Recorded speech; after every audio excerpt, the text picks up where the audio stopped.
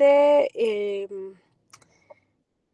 la mañana les estuve posteando algún tipo de información en el Classroom. Entonces, les subí un cuestionario y ese cuestionario, por favor, léanlo porque son preguntas que yo les voy a hacer mañana en el examen. Eso es sobre la corte. También les subí un documentito sobre la comisión. También léanlo, va a venir en el examen. No dejen de leer sus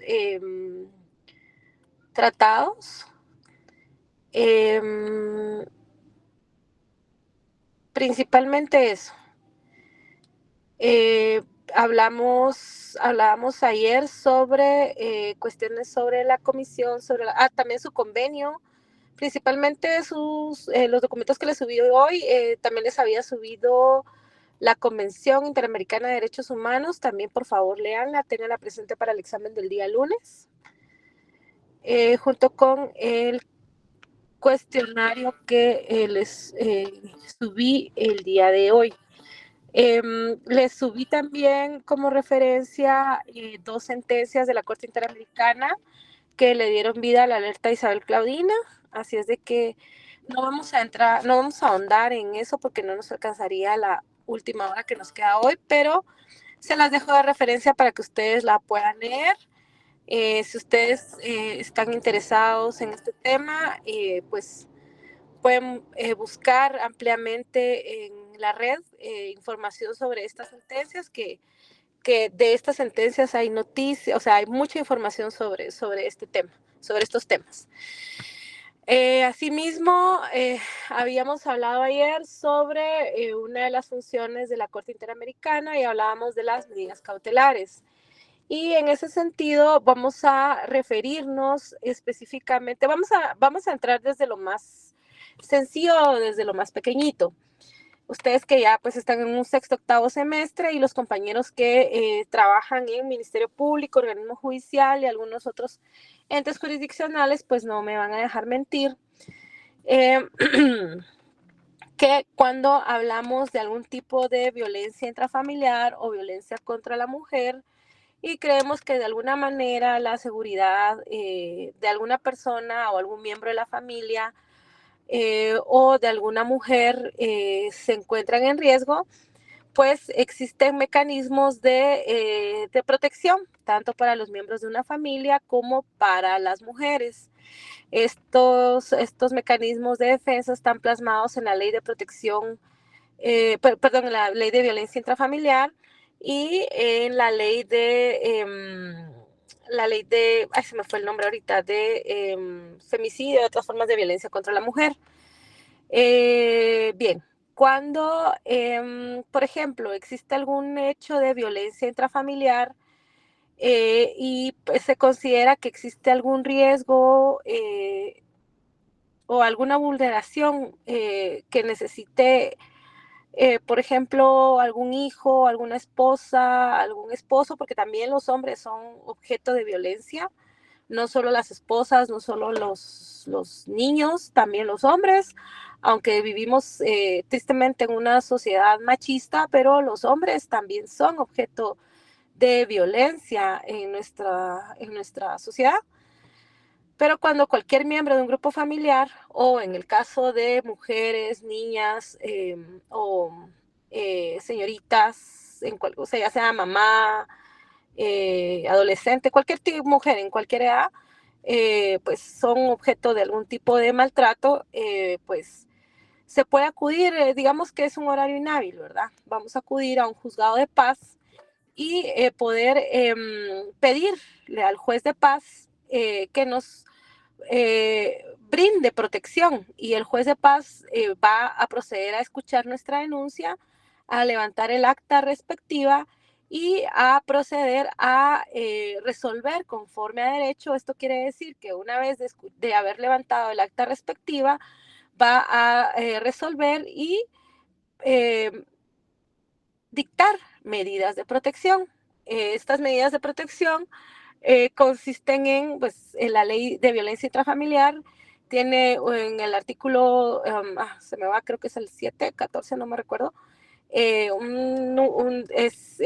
cierto número de medidas que van desde que el agresor salga del hogar conyugal, desde prohibir al agresor que intimide a la víctima, que se acerque al hogar conyugal a intimidar a la víctima o cualquier miembro del grupo familiar, prohibir al presunto agresor el ejercicio de la patria potestad, fijar una pensión alimenticia, o sea, esas son algunas de las reglas, perdón, de las medidas de protección que se pueden fijar y que tiene contemplada la ley de violencia intrafamiliar.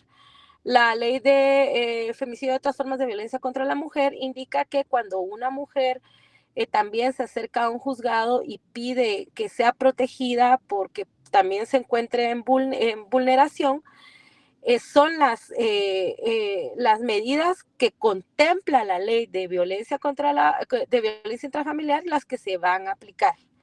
Entonces es así como se emite el auto respectivo y de esa manera queda de alguna manera protegida la persona que se encuentra vulnerada en sus derechos. Cabe recalcar, cuando conoce un juez de paz, estas medidas son solamente a prevención. Después el juez tiene la obligación de remitir al juzgado de violencia, perdón, de familia, si es una violencia contra la mujer, perdón, de familia si es una violencia intrafamiliar, o ahora si hablamos de una violencia contra la mujer, pues sí, ya también el juzgado el propio juzgado de paz es el que conoce la oposición a estas medidas de seguridad. Pero, ¿por qué les hago una pequeña introducción de estas medidas de seguridad? Porque, como les dije el día de ayer, íbamos a hablar de las medidas cautelares que dicta la Comisión Interamericana de Derechos Humanos, ¿verdad? Creo que vamos a hablar de un tema reciente y yo les posteé un documento esta mañana en el Classroom y hablamos de las recientes elecciones que hubo en nuestro país de presidente y vicepresidente de la República de Guatemala. Hago la aclaración, en ningún momento voy a hacer algún comentario en pro o en contra de algún partido político, ni en contra del presidente, ni a favor del presidente, ni en contra, ni a favor de la fiscal general. Esto es por temas puramente estudiantiles. Como ustedes supieron, la coyuntura, pues como ustedes saben, ¿verdad? Actualmente la coyuntura nacional, pues se está viendo, pues hay una pugna, ¿verdad? Entre el Ejecutivo, el Poder Ejecutivo y la fiscal general de la República. Hay una pugna ahí, ¿verdad? No vamos a entrar en detalles porque realmente eso no es lo que nos interesa. Pero como todos supimos al momento de que pues hubo elecciones el año pasado y pues el actual presidente resultó ganador de las elecciones, hubo cierta resistencia por parte de cierto poder político a que el presidente que quedó electo pues tomara posesión de la presidencia y que fue el 14 de enero, ¿verdad? Y pues hubo muchos poderes por ahí, ¿verdad? Que inclusive horas antes de la toma de posesión era incierto si el presidente iba o no iba a tomar posesión. Inclusive el presidente saliente ni siquiera llegó a la entrega del cargo, pues quién sabe por qué. Y ustedes saben, ¿verdad? Que en el Congreso pues hubo un revuelo tal, ¿verdad? Porque quién iba a ser el presidente del Congreso, si la exministra o el que tomó en ese momento la presidencia, que fue por algunos días, ¿verdad? Entonces, ¿por qué les hago el énfasis en todo eso? Porque, perdón compañeros, si a veces se me va un poco la voz, pero ustedes ya saben. ¿Por qué les hago el énfasis en todo este asunto? porque desde que el presidente electo, bueno, valga la redundancia, quedó electo, fue objeto de muchos ataques. Y uno de esos ataques era el evitar que él tomara posesión de la presidencia. Entonces, se procedió a, por parte de dos personas, a pedirle a la Comisión Interamericana de Derechos Humanos se emitieran medidas cautelares en favor del presidente Arévalo y de la vicepresidenta Karin Herrera, es verdad, para que el Estado de Guatemala garantizara el, que realmente ellos fueran protegidos por el Estado de Guatemala y garantizaran que se llevara a cabo esa toma de posesión y pues todo, que se garantizaran todos los derechos de los cuales ellos eran titulares y pues que sus derechos humanos no fueran violentados. Les hago toda esta introducción para hacérselos de un poquito más dinámico y no hacérselos tan tedioso, no hacerles tan tedioso el tema de las medidas cautelares. Entonces, cuando una persona considera que sus derechos humanos están siendo violentados y que no están siendo respetados por el Estado, en este caso que fue el Estado de Guatemala, puede acudir a la Comisión Interamericana de Derechos Humanos y exponer su caso ante esta comisión e indicar con lujo de detalles, con fechas, explicando en este caso, ¿verdad?, la coyuntura que el país estaba atravesando, que en este caso, pues toda la persecución que se explicó, que había una persecución política, no solo en contra en este caso, que era el presidente y la vicepresidenta electa, sino en contra de jueces, en contra de ciertos fiscales, en contra de periodistas, y pues todo lo que ustedes saben, ¿verdad?, de que se ha estado suscitando en el país, de que pues realmente no existía una justicia, una independencia judicial, y pues les hago referencia a esto porque cuando uno hace una solicitud ante la Comisión Interamericana de Derechos Humanos, uno debe de ser lo más detallista posible, con fechas, con detalles, con horas, explicando todo lo que se está suscitando para que la comisión tenga el contexto completo de lo que está sucediendo en el estado parte. Y eso fue lo que se suscitó en el estado de Guatemala. En este caso, cuando estas dos personas, de las cuales no tengo el nombre en el momento, pues pidieron que el presidente y la vicepresidenta electos fueran protegidos por el Estado de Guatemala, pero que interviniera la Comisión Interamericana de Derechos Humanos.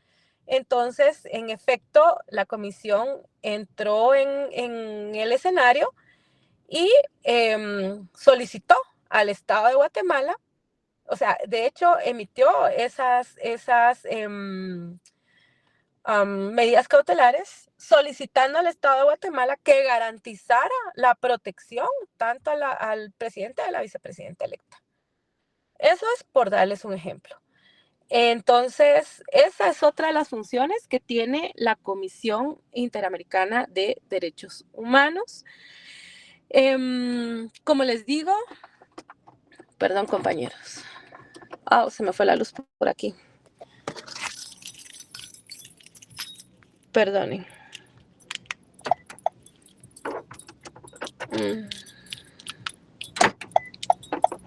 Ahí estamos.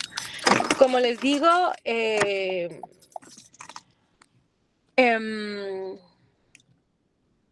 para que esto proceda, la persona que la solicita debe de estar en grave riesgo, y asimismo debe de hacerse constar a la comisión de que probablemente el derecho que se vaya a perder, pues sea probable de que ya no vaya a poder ser restituido. Este es un ejemplo político el que yo les acabo de indicar, pero normalmente es más común que se pidan este tipo de medidas cautelares o se hayan pedido este tipo de medidas cuando está en riesgo la seguridad de la vida y pues más que todo la vida de las personas. Dígame, Douglas. Buenas tardes, licenciada, buenas noches. Buenas noches, Douglas. ¿Qué tipo de medidas al momento que uno se solicita? eh, ¿Existe una temporalidad en el tema de, o sea, a mí me dan medida cautelar, tengo la protección del Estado, pero ¿ese es por un tiempo o es indefinido? Sí, definitivamente las medidas cautelares tienen que ser temporales, no pueden ser de tiempo indefinido.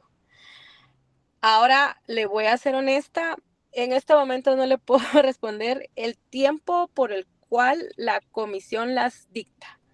Así es de que le prometo que se lo voy a averiguar, por el momento le quedó mal, pero Aquí no pueden ser indefinidas, le comento no pueden ser indefinidas. a alguien que tiene precisamente este tipo de protección, pero precisamente a principios de este año, eh, la comisaría a la cual Ah, está a bueno, cargo de pero protección, usted me habla de la comisión o de, de la, las que yo les hablé de primero. de las de primero. Ah, de la- no, esas pueden ser de 3 a 6 meses. Por ok, lo regular se dictan, es que esas se dictan dependiendo de la gravedad del asunto.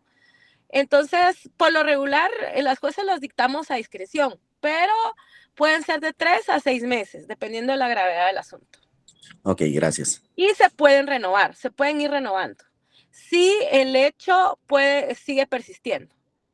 Pero si el hecho, si el peligro ya no persiste, aunque me lleguen a pedir que la renueve, si el hecho no persiste, ya no hay objeto de seguirla renovando. Ahora, cuando hablamos de un proceso de violencia contra la mujer, que por lo regular sí se certifica el Ministerio Público y sí se inician procesos de violencia contra la mujer y esos procesos duran mucho tiempo, entonces esos sí se renuevan constantemente, o sea, se renuevan cada 3, 6 meses, entonces esos sí se renuevan constantemente. Y esa Ujú. solicitud parte. Fíjese que sí son a solicitud de parte, pero cuando ya están en los juzgados de femicidio, de oficio las renueva el juzgado. Gracias. Ajá, ok, muy bien. Ahora en cuanto a la comisión, ahí sí le quedó mal en este momento. Bueno, esto en cuanto a las medidas cautelares. Ahora, hemos estado hablando en todo lo que va de nuestro curso sobre derechos humanos, compañeros. Yo sé que un mes, 1 hora al mes es poquito tiempo, es un curso muy bonito, eh, es un pensum bastante amplio, donde pues a mí me hubiera gustado agotarlo a totalidad, pero ponernos a hablar de tantos y tantos y tantos tratados, creo que es mejor venir, yo consideré bueno venir y traerles invitados con la experiencia que tienen, porque pues, el magistrado Paquito que les vino a compartir de niñez, como ustedes pudieron escuchar su currículum, es un experto en niñez, en familia. La jueza Carol, una experta en femicidio. El maestro Herbert Tebalán, experto en constitucional y en otros temas, que también se me fue decirlo en su hoja de vida, que también es magistrado suplente. También el licenciado, el maestro Selvin, ¿verdad? Que también tiene bastante experiencia. Entonces, cada uno de los maestros que yo traje a compartir con ustedes, pues eh, traté yo de que hicieran esta clase un poquito más amplia en cuanto a los temas que son ahí sí queda la vida, ¿verdad? O sea, los temas que ustedes van a ver a diario cuando se gradúen. Como les dije, hemos hablado sobre derechos humanos, obviamente, pero no hemos hablado de algo relacionado a los derechos humanos y relacionado con nuestro país. Somos un país muy rico en multiétnico, pluricultural, multilingüe, o sea, todos ustedes saben que somos muy ricos, tenemos casi 22, veintitantos idiomas. una riqueza cultural increíble, con un clima hermoso, en que en una hora estamos en un lugar y en media hora estamos en otro lugar y ya tenemos otro clima, con ciudades desarrolladas, pero al mismo tiempo vamos a otro lado y podemos disfrutar del clima, en donde pudiéramos explotar del turismo. Em, pues tenemos un país muy hermoso, muy lindo, pero tristemente no contamos con un servicio de salud bueno, no contamos con una buena educación. Nosotros, los que estamos en esta clase, somos de los pocos privilegiados que tenemos el acceso a la educación universitaria. Aparte de los pocos que tuvieron el acceso a la educación básica, los pocos que han tenido acceso a la primaria, no digamos los que no han tenido, o sea, somos pocos los que hemos tenido acceso a la educación. El sistema de salud, que ya se lo dije, pues malo. Tristemente, nuestro país está siendo corroído por un mal. Dígame, Marta. Sí, licenciada, también no tenemos prácticamente mucha seguridad, ¿verdad? Porque se está Exacto, viviendo mucho tiempos difíciles, ¿verdad? Porque exacto. fíjese que yo a veces me pongo a pensar, ¿qué pasa en el caso de cuando se da un secuestro, por ejemplo, de un niño? Imagínese que uno está pidiendo apoyo, ¿verdad? Que a los derechos humanos para que se haga justicia, pero a la vez también el delincuente también está pidiendo por su parte, ¿verdad? Entonces hay como que le dijera yo, no sé, como que se contradijera eso, ¿verdad? Porque se está ayudando a la familia de la víctima, pero también están en los derechos humanos también apoyando con las medidas cautelares al delincuente, ¿verdad? Sí, Pero sí es que, es triste por lo que le mencionaba, ¿verdad? Que estamos viviendo mucha inseguridad exacto. en estos tiempos. Fíjese que su punto de vista tiene dos puntos bien importantes. Primero, cuando usted dice derechos de un secuestrador, ¿verdad? Por muy secuestrador que sea, pues hablábamos de la convención, ¿verdad? Artículo 8. Tiene derechos, tiene garantías constitucionales, tiene garantías del pacto que son inviolables y que por muy delincuente que sea, se tienen que respetar. Y que si estas garantías son violentadas, hay falencias en el proceso, tristemente. Pero también me habla de inseguridad. Y entonces, cuando hablamos de inseguridad, hablamos de que entonces la gente está saliendo a la calle a robar. ¿Por qué? Porque probablemente no hay comida en la casa, porque probablemente no hay dinero para ir a un hospital, para comprar para unas medicinas. No me quiero ir socialista porque es que ese no es el objeto, compañeros, por favor. Pero es que es la realidad. Hay que hablar lo que estamos viviendo. Y les hablo de todo esto y les decía que estamos viviendo un asunto en nuestro país que es la corrupción, ¿sí?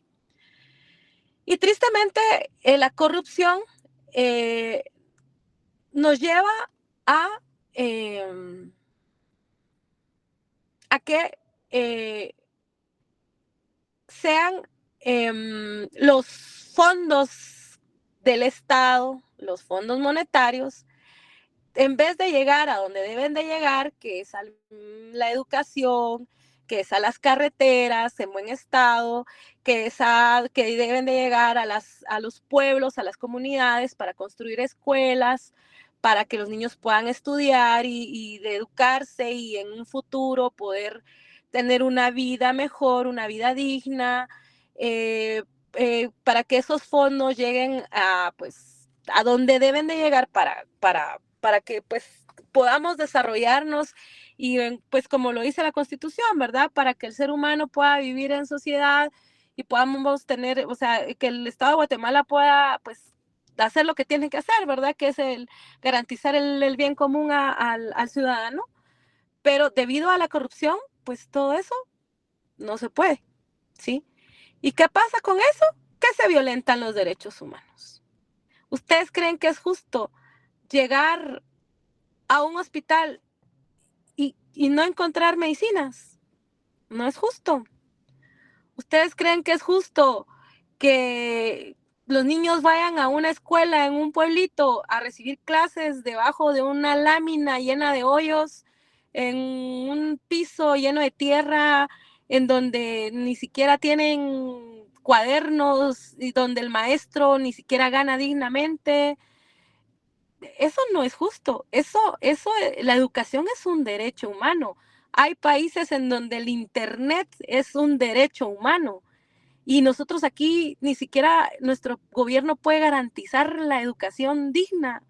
Entonces, la corrupción, la corrupción desafortunadamente violenta nuestros derechos humanos. Entonces, qué bonito es aprender de los pactos, qué bonito es aprender de la Corte, de la Convención, del sistema interamericano, de la Carta, de todo lo que hemos aprendido a lo largo de este mes, que nos quedó muy corto el tiempo, y mis disculpas porque yo sé que estuve padeciendo de quebrantos de salud, pero ¿de qué nos sirve, verdad? Saber de todo eso y aprendernos la Constitución de punta a punta si al momento de que tengamos que ejercer un derecho, tristemente no lo vamos a poder hacer porque nuestro gobierno no lo puede garantizar, ¿verdad? Entonces yo les dejo eso en el tintero el día de hoy, compañeros. Y esa es la pregunta, ¿verdad? ¿Cómo afecta la corrupción a los derechos humanos en nuestro país? Por años, el gobierno de Guatemala ha sido el primer violador de derechos humanos. Desde el conflicto armado o más para allá, Guatemala ha sido uno de los primeros violadores de derechos humanos. Como les digo, no estoy siendo ni socialista, ni este es un tinte político. No estoy en contra ni a favor del gobierno, no estoy en contra ni a favor de ningún partido político, pero es parte de lo que estamos viviendo, es parte de la realidad guatemalteca. Y es solamente eso lo que les dejo en el tintero el día de hoy, compañeros. Para mí fue un gusto, un placer haberlos conocido y haber interactuado con ustedes en esta clase. Espero en un futuro poder compartir con ustedes. Por favor, lo que les posteé el día de hoy, estúdialo porque es lo que les voy a preguntar en el examen. Y pues algunas cositas que ya hemos visto en clase. ¿Alguna duda? Perdonen que no pueda leer algunos mensajes que me mandaron por ahí, pero estoy en mi dispositivo y aquí sí es un poquito más complicado. Hoy no les voy a pasar asistencia.